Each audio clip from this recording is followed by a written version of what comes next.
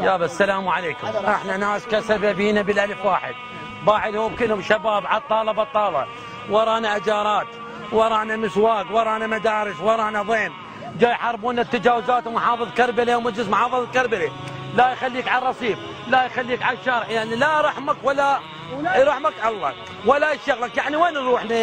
احنا نناشد الشرفاء، ولو ماكو شرفاء بالدوله من الكبير للصغير، خلي يتحدى واحد يقول انا شريف.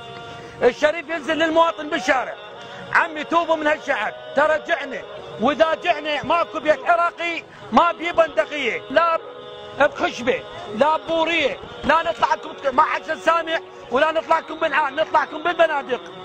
ماكو بيت عراقي بعد صبر، ماكو صبر. اسمي يوسف فالح اسماعيل البهادلي انا. عمي تسويها بالبنادق، بعد مو بعد صدام حسين، ترحون فدوه صدام حسين. اي والله ترحون فدوه للعالم. والله شريف، وعندك قيره بس انتم كل قيره ما عندكم. عمي احنا ما نريد عندكم لا رواتب، ولا تبطونا من رواتبكم، ولا تبطونا خبز، احنا نشتغل تعبانين هلكانين قاعدين بعجلات، وين نروح؟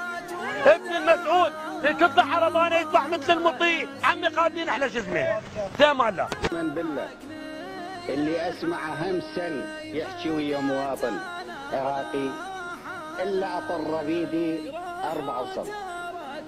سمعتوا زين؟ الى ان تكرر القياده مسيركم، يلا اطلعوا. انا على الله ابو هالشوارع.